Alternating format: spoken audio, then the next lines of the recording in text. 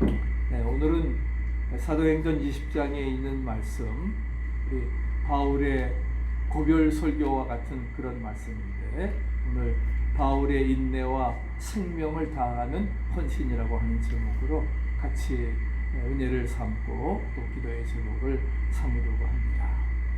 바울은 핍박자였습니다. 유대 교인으로 출발해서 이제 핍박자였지만 다메섹 도상에서 예수님을 만난 다음에 그가 기독교로 개종을 하고 이방인의 사도가 되어서 이렇게 사도 부름 받게 되고 이제 이방을 다니면서 3차 전도 여행을 통해서 이제 소아시아와 유럽까지 끝까지 이제 복음을 전파하는 귀한 사역을 감당을 했습니다. 그래서 특별히 에베소는 이제 그 바울이 3년 동안 가장 오랫동안 머물렀던 그러한 곳인데, 거기에서 이제 그 머물렀었던 곳인데, 바울이 이제 밀레도에서 마지막 4차 전도 여행을 하면서 에베소에 들르지 아니하고 밀레도에 들러가지고서 에베소 장로들을 청했습니다. 청해가지고서 그 장로들이 함께 와가지고서 마지막 이제 고별 설교 인사 내용을 하는 것이 오늘 본문의 내용인 것입니다. 그래서 그는 이렇게 고백을 합니다. 그래서 그 장로들을 불러가지고서 이렇게 이야기하면서 18절 같이 읽어보시죠. 아시아에 들어온 첫날부터 지금까지 내가 항상 여러분 가운데서 어떻게 행하였는지를 여러분도 아는 바라. 자신의 3년 동안 제일 오래 있었던 기간이지. 오래 있었던 그런 기간을 회고하면서 그래서 두란노소원도 창설을 하고 아주 귀한 역사를 이루어 나가는데, 그래서 지도자의 삶과 사역이 어떠한 것이냐. 나는 떠나지만 너희들이 예수 그리스도의 복음을 전하는 또 제자를 양육시키는 귀한 사역을 잘 감당하라고 하는 그런 말에서 이제 지도자의 삶과 사역이 어떤 것이냐 하는 것을 여기에서 분명하게 말씀을 하고 있습니다. 그래서 그 사역이 무엇입니까? 첫날부터 지금까지 변함없이 아시아 교회를 섬겼다고 하는 것을 말씀을 하고 있습니다. 우리도 바울처럼 교회를 아름답고 순수하게 섬겨야 되리라 믿습니다. 아멘. 지난 16년 동안 앞서 말씀드린 것처럼 우리 조병기 권사님, 제가 7월 1일에 교회 개척을 하면서 아무도 없어요. 아무도 없이 정말 여기 맨 땅으로 이렇게 내려와서 하는데, 그래서 본당에서 예배 드리고 지역 교회를 이렇게 주일 11시 되면은 이제 이웃 교회를 다니면서 그렇게 하는데, 그것도 못할 노릇이더라고요. 이게 뭐 내가 자체인데 그 교인이 아무도 없으니까. 그래서 제가 9월 3일 날 유호를 몰고서 이제 뉴저지로 가서 그래서 우리 누님 모시고 와가지고서 1호 교인이 됐습니다. 그리고 나서 우리가 9월 25일에 창립 감사 예배를 드리면서 우리 이진원 권사님 말씀대로 333명이, 그래서 감독님이 깜짝 놀랐어요. 교인 하나도 없다면서 이 사람들이 어디서 왔느냐. 그래서 그 이후에 이제 10월 셋째 주일에 우리 조민영 권사님, 그 다음에 성경래 권사님, 또 이렇게 김현숙 집사님, 세 가족이 이렇게 와가지고서 우리 교회가 형성이 됐습니다. 그리고 이제 10월 1일부터 40일 특별 새벽 기도회를 시작을 했습니다. 그래서 목적이 이끄는 삶 40일 기도를 하면서 그래서 교회가 형성이 되었습니다. 우리가 그렇게 우리가 눈물로 지켜왔던 교회니까 정말 우리도 변함없이 첫날부터 지금까지 바울처럼 교회를 섬기는 그런 마음이 이루어져 될 것입니다. 그러면 어떻게 섬겼는가 몇 가지로 오늘 본문에 있는 말씀처럼 참고하려고 하는데, 첫째는 모든 겸손과 눈물로 섬겨야 된다. 19절에 말씀하면서 모든 겸손과 눈물이며, 복음을 전하는 과정에서 많은 시험과 고난을 겪었습니다. 바울은 정말 핍박자였지만 제가 증인으로서 개종한 다음에는 그 동료 유대인들에게 정말 돌에 맞아 죽는 그런 아픔까지도 수많은 위험을 많이 겪었습니다. 강의 위험, 바다의 위험, 배고픔에 또 굶는 모든 그러한 어려움을 겪었는데 그런 데마저 그런 그 과정에서도 겸손과 눈물은 바로 바울을 그렇게 섬기며 나아갈 수 있는, 이겨갈 수 있는 섬김의 비법이 바로 그것이었다는 것을 우리가 말씀을 해주고 있습니다. 그래서 31절에 말씀하는 것처럼 내가 3년이나 밤낮 쉬지 아니하고 눈물로 각 사람을 훈계하는 것을 기억하라. 어거스틴은 우리가 신앙생활에 대해서 신앙생활의 정지는 첫째도 겸손이요, 둘째도 겸손이요, 셋째도 겸손이라 했습니다. 아마 넷째도 말하라고 하면 그는 겸손이라고 말했어요. 왜? 바로 예수님께서 빌립보서 2장 5절에 그는 근본 하나님의 본체셨지만 동등됨을 취할 것으로 여기지 아니하시고 자기를 비어 종의 형체를 가지고, 그래서 마국간에 태어나셔서 정말 집 한 칸 없이 그렇게 사시면서 마지막은 십자가에 죽기까지 복종하시는 그런 겸손함이 바로 예수님의 대표적인 속성인 것이지요. 그리고 눈물로 사역을 하셨던 것을 우리는 찾아볼 수가 있습니다. 그렇기 때문에 우리는 바로 그 겸손함을 우리가 본받아야 되리라 믿습니다.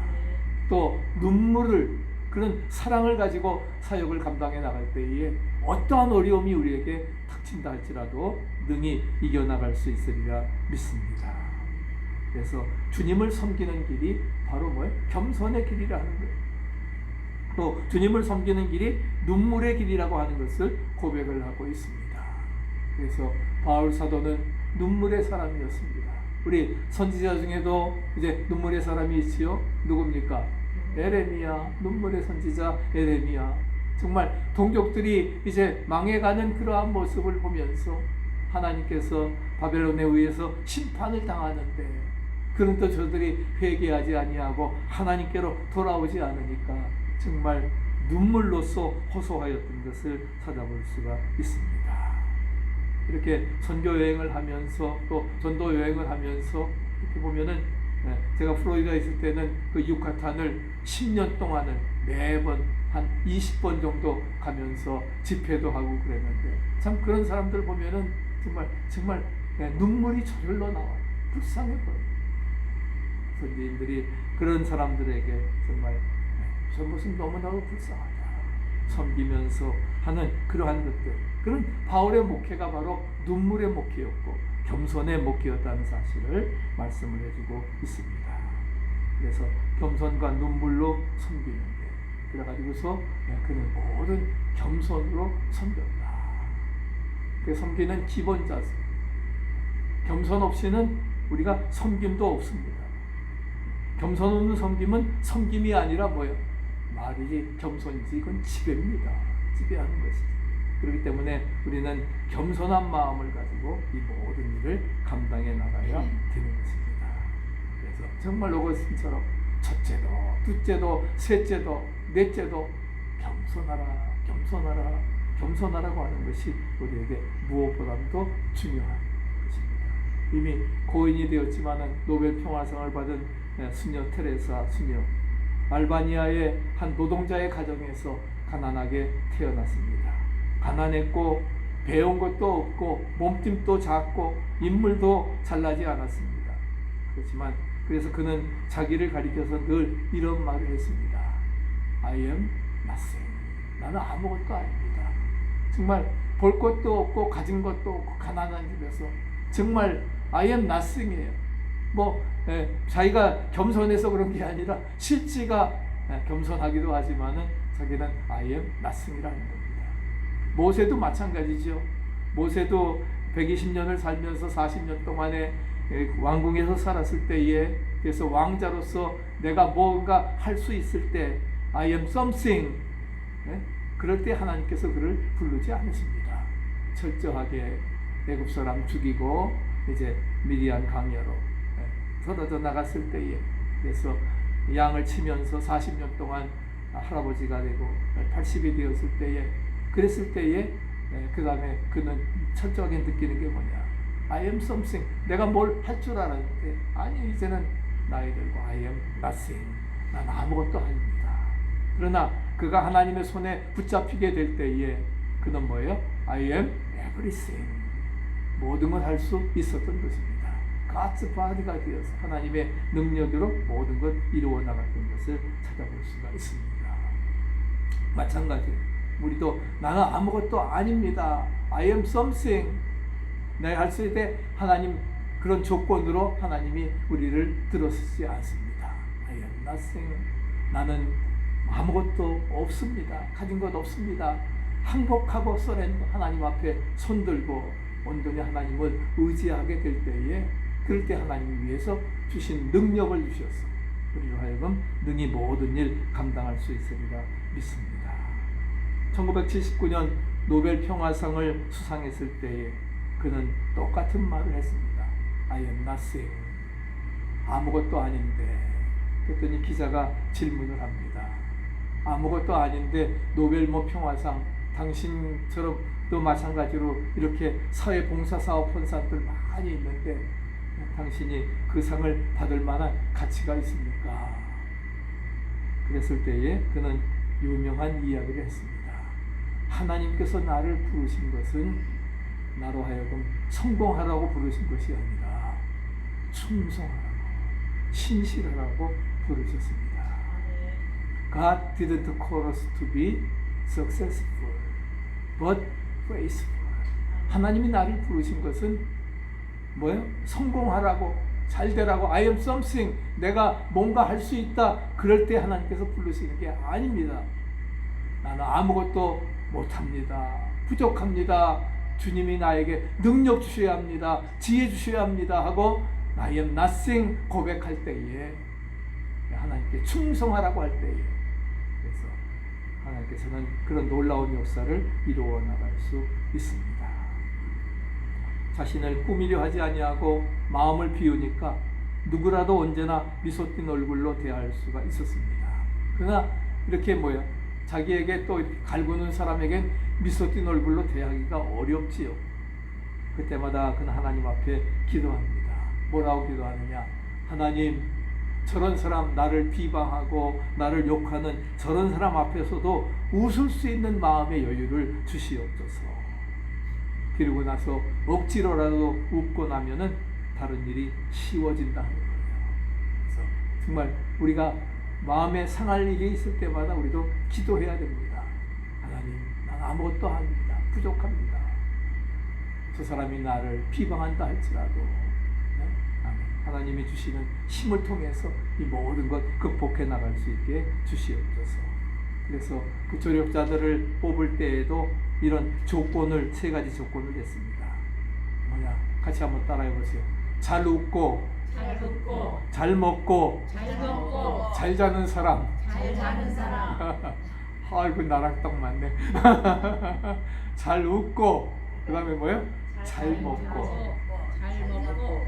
잘 자는 게 어디 아무 데서나 잘 자는 사람, 아무 데서나 초막이나 궁궐이나 아무 데서라도 잘 자는 사람, 그런 사람을 조력자로, 그래야만이 빈민들을 섬길 수 있습니까? 이런 사람이 다른 사람을 행복하게 할 수 있는 겁니다. 어려운 시련도 있을 때 이겨나갈 수 있다는 사실을 찾아볼 수가 있습니다. 그래서 겸손으로 섬겼습니다. 또 눈물로 섬겼던 것입니다. 눈물로 섬겼던 것을 찾아볼 수가 있습니다. 예수님의 그 사역도 바로 뭐예요? 앞서 말씀드린 것처럼 눈물과 겸손입니다. 겸손과 눈물입니다. 겸손하게 태어나셨고 정말 십자가에 못 박혀 죽으시면서 그 다음에 땀방울이 핏방울이 되도록 겟세마네 동상에서 기도하시지요. 할만하시거든 이전을 내게서 옮기시옵소서. 내 원대로 마옵시고 아버지의 뜻대로 내 주여 뜻대로 행하시옵소서. 우리가 정말 주님의 뜻이 오늘 부른 찬양처럼 주의 뜻 이루어질 때까지 할렐루야. 기도하신 유금자 권사님 가장 좋아하는 애송하는 찬양입니다. 그래서 여기에 우린 모인 우리들 주님의 뜻이 이루어질 때까지 이 믿음 더욱 굳세자. 아멘. 그래서 정말 눈물과 겸손으로 섬겨나가는 그의 몸된 교회를 섬김으로 오늘날 이렇게 기독교의 역사가 이루어졌던 것을 찾아볼 수가 있습니다. 유대인들과 예루살렘 성을 향해서 이제 돌 위에 돌 하나 남지 아니하리라 우셨습니다. 죽은 지 나흘이 된 나사로를 위해서도 눈물 흘리시고 나사로야 나오너라. 그래서 죽은 지 나흘 되었던 그러한 나사로도 살리셨습니다. 정말 심한 통곡과 눈물로 인류의 영혼을 구원하시기 위해서 섬겼던 것을 찾아볼 수가 있습니다. 예수 그리스도의 그런 눈물의 봉사는 오늘 나에게도 우리에게도 그 능력이 나타남을 믿으시기 바랍니다. 눈물 앞엔 다 약하잖아요. 네? 울면은 사람이 그 부탁 안 들어줄 수 없는 겁니다. 그래서 바울도 핍박 속에서 눈물로 기도하며 섬겼던 것을 우리는 분명히 찾아볼 수가 있습니다. 그래서 그 바울의 어려운 그런 것을 고린도후서 11장에 말씀을 하고 있는데 같이 한번 우리 바울의 그 어려움을 같이 한번 읽어보십시다. 내가 수고를 넘치도록 하고 옥에 갇히기도 더 많이 하고 매도 수없이 맞고 여러 번 죽을 뻔하였으니 유대인들에게 40에서 하나 감한매를 5번 맞았으며 3번 태장으로 맞고 1번 돌로 맞고 3번 파손하고 1주야를 깊은 바다에서 지냈으며 여러 번 여행하면서 강의 위험과 강도의 위험과 동족의 위험과 이방인의 위험과 시내의 위험과 광야의 위험과 바다의 위험과 거짓 형제 등의 위험을 당하고 또 수고하며 애쓰고 여러 번 자지 못하고 줄이며 목마르고 여러 번 굶고 춥고 헐벗었노라. 이외의 일은 고사하고 아직도 날마다 내 속에 눌리는 일이 있으니 곧 모든 교회를 위하여 염려하는 것이라. 누가 약하면 내가 약하지 아니하며 누가 실족하게 되면 내가 애타지 아니하더냐. 내가 부득불 자랑할 텐데 내가 약한 것을 자랑하리라. 자기가 이렇게 고통당했다고 하는 것 드러내려고 말하는 것이 아닙니다. 내가 부득불 자랑할 것은 바로 뭐예요? 나의 약한 것을, 내가 이 어려운 가운데 그런데도 뭐예요? 주님이 함께 하심으로 내가 능히 감당할 수 있었다. 약할 때 강한 되시네. 나의 보배가 되신 분. 정말 나의 약한 것을 자랑한 그런 고백을 하고 있는 것을 찾아볼 수가 있습니다. 우리도 정말 예수님처럼 바울처럼 그렇게 살 수 없을까? 우리 찬양처럼 우리도 정말 예수님처럼 바울처럼 눈물과 겸손과 눈물의 귀한 사역 감당해 나갈 수 있기를 축복합니다. 두 번째는 간교한 시험을 참으면서 섬겨야 된다는 사실입니다. 그래서 바울은 19절에 같이 한번 읽어보시죠. 유대인의 간교로 말미암아 당한 시험을 참고 주를 섬긴 것과. 바울이 아시아 교회를 섬길 때에 유대인들의 방해 공작이 너무나 많았습니다. 뭐 제대로 그냥 뭐 사람 돌로 쳐서 죽이려고 그러고, 그리고 안식일에 이렇게 세우려고 하면 그냥 막 쫓아내고, 그렇게 해서 데살로니가 같은 데에서는 뭐예요? 오래 좀 전도하고 싶었지만 배척을 하니까 세일에 3주일만 3번 딱 그 설교하고 그리고서는 이제 멀리 도망갔습니다. 도망갔는데 그렇게 하고 이제 비시대 안디옥에서도 돌에 맞아 죽을 뻔하고 루스트라에서는 실제로 돌에 맞아서 죽었습니다. 그 사람들이 갖다 버렸는데 다시 또 일어나서 그리고서는 뭐예요? 안식일에 또 회당에 가서 설교를 합니다. 그 광경을 보고 놀라는 거예요. 아, 예수가 누구이기에 저렇게 핍박을 받으면서도 다시 그 예수를 전하는가. 그래서 변화된 사람이 누굽니까? 네? 누구예요? 의사 누가였습니다. 의사 누가였고, 그 다음에 디모데고, 믿음의 아들 디모데가 바꾸어졌던 것을 우리는 찾아볼 수가 있습니다. 그래서 믿음의 아들이 되었던 그런 핍박, 시험을 참고 주를 섬긴 것과 정말 영혼을 뺏기지 않기 위해서 그렇게 어려움 가운데서도 넉넉히 이겨나갈 것들을 찾아볼 수가 있습니다. 우리가 정말 그런 것들이 우리에게 무엇보다 중요하다.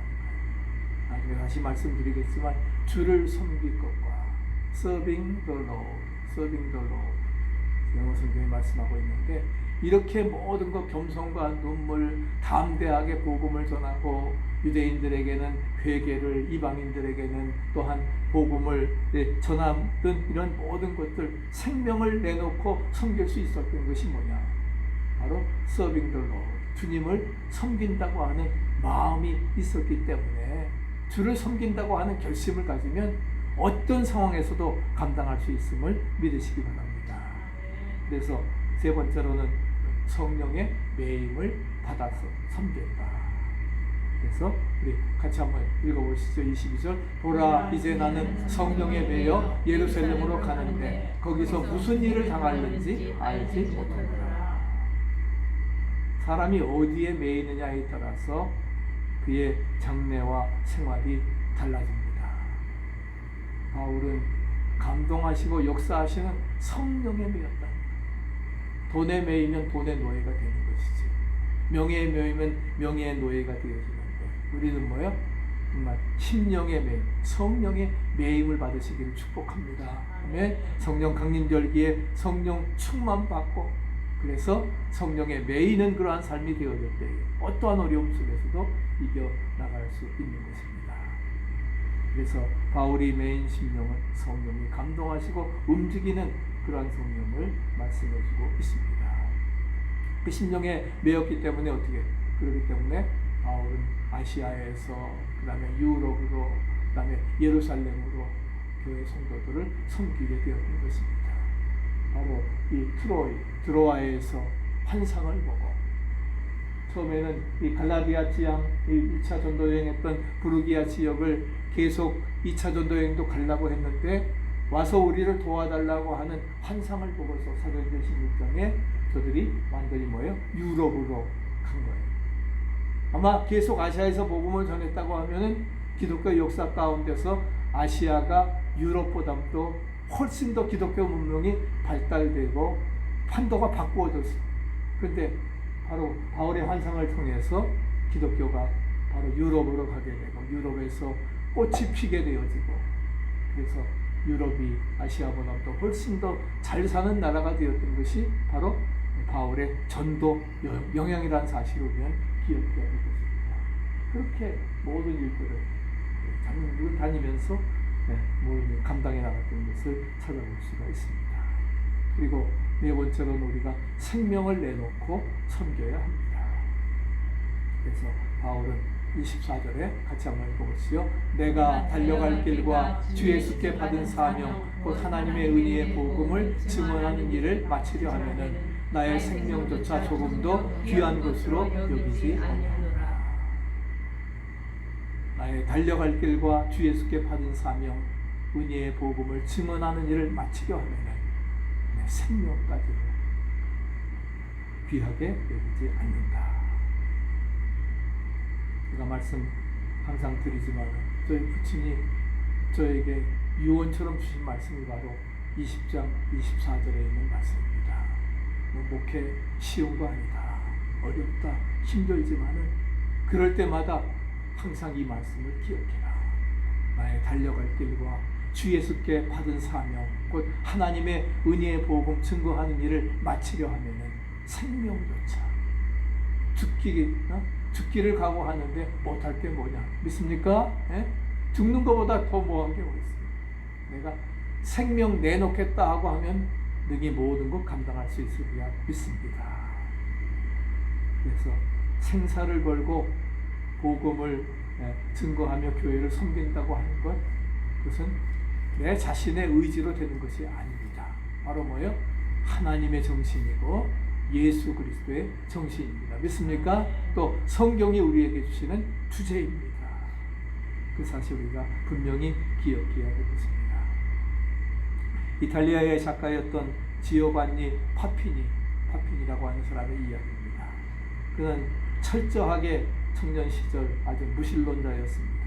근데 어느 날 무서운 병에 걸려가지고서 이제 죽으려고 드는데 그 소식을 들은 어떤 사람이 믿음이 독실한 그 어머니에게 인육, 사람 고기를 먹이면은 우리가 보신탕 같이 먹는 것처럼 사람 고기 먹이면은 살릴 수 있다는.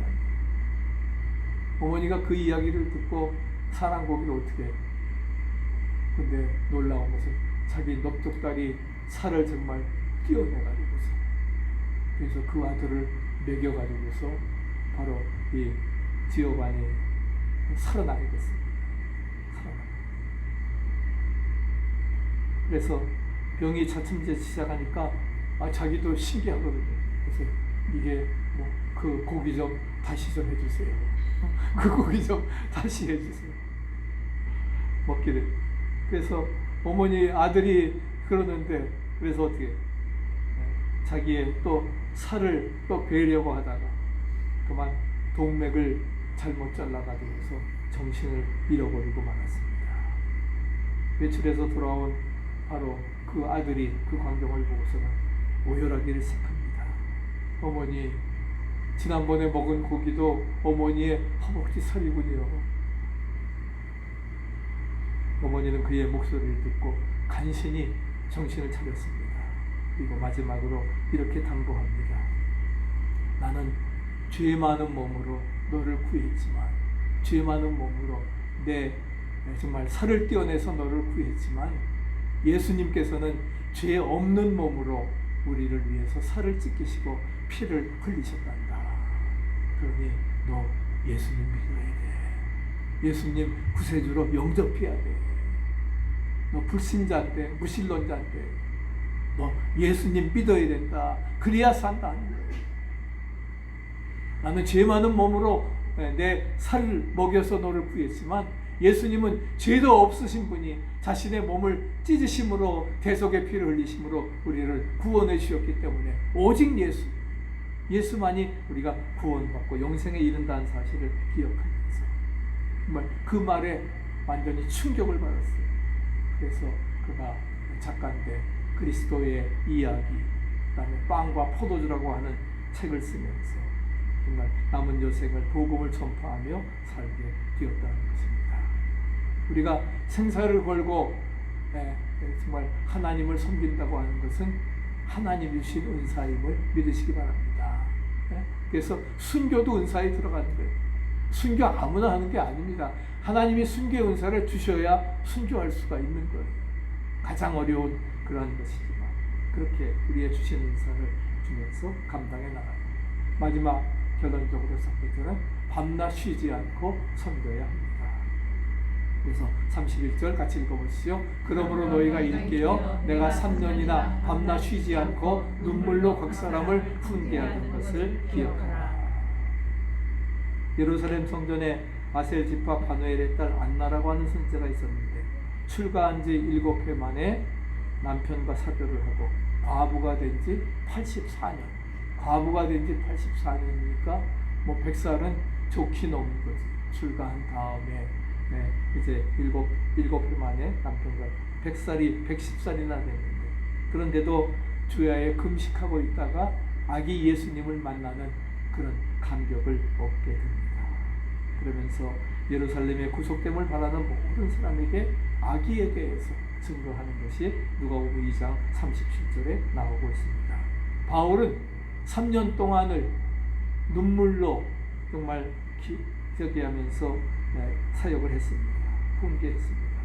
그래서 바울은 이제 떠나지만은 주님과 은혜의 말씀이 남은 자들로 인도하시고 하나님께서 든든히 저들을 세워주신다는 것을 우리는 분명히 알게 되는 것입니다. 그래서 주님 말씀을 따라 양떼를 섬기는 그러한 자가 영원한 기업을 얻게 된다는 사실이에요. 우리에게 주신 그런 말씀처럼 마치 오늘 바울이 우리에게 고별 설교를 하면서 주시는 그런 말씀 받아들이고 믿음으로 우리가 모든 일 감당해 나가야 될 것입니다. 바울의 겉면에는 삶과 열정과 사랑으로 복음을 전한 모습이 담겨 있습니다. 그러니까 주님을 위해서 모든 것 바친 것. 결혼도 정말 하지 않고 자기 생애 전부를 처음에는 잘못된 열심으로 예수님 핍박했지만 변화된 다음에는 끝까지 순교하기까지 정말 그런 역사를 이루어 나갔던 것을 찾아볼 수가 있습니다. 그리고 바울은 그들과 함께 이제 뭐예요? 무릎을 꿇고 함께 기도합니다.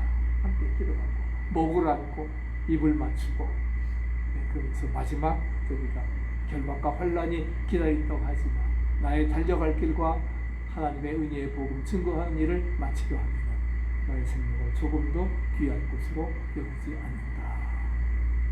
바울에 대한 그런 존경심과 충성심을 보여줍니다. 그렇게 승리하였던 것을 오늘 우리도 이제 이런 바울의 고별설교의 말씀처럼 또 에베소 장로들처럼 우리 10명의 제자들 정말 주님이 주시는 귀한 말씀 받아들이고 은혜에 승리하는 복된 역사 이루시기를 간절히 축복합니다.